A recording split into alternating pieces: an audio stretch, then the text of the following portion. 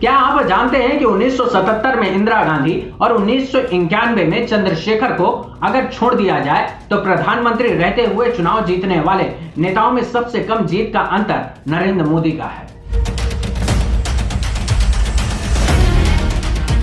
जबकि देश में सबसे बड़ी अंतर से चुनाव जीतने वाले प्रधानमंत्री राजीव गांधी हैं। जब उन्होंने 1984 में इंदिरा गांधी की मौत के बाद पहली बार चुनाव लड़ा, तब उन्होंने 72.18% वोट मार्जिन के साथ सबसे बड़ी जीत दर्ज की थी। दोबारा 1989 के चुनाव में 50.22% वोटों के अंतर से चुनाव जीतकर संसद पहुंचे। ये प्रधानमंत्री रहते हुए उनका दूसरा सबसे कम वोटों से जीत का रिकॉर्ड है।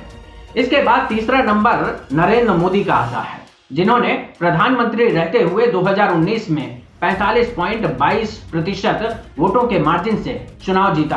फिर पूर्व प्रधानमंत्री इंदिरा गांधी का नाम आता है, जिन्होंने 1971 में 40.47% वोटों के अंतर से चुनाव जीता। इन्हीं के नाम 1977 में प्रधानमंत्री रहते हुए चुनाव हारने का रिकॉर्ड भी है।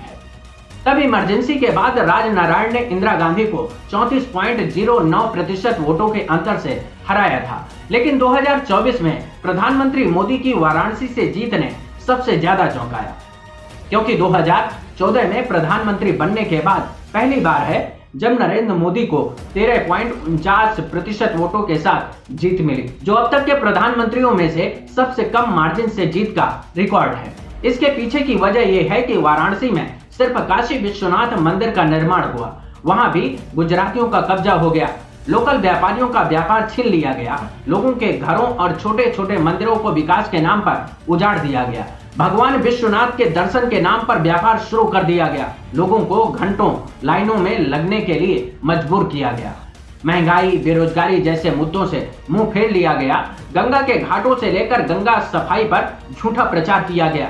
शायद लोगों की नाराजगी की असली वजह यही बना। बाकी काशी के लोग अपनी समस्याओं को कमेंट कर बताएं कि क्यों नरेंद्र मोदी को पहले की तुलना में कम वोट मिला।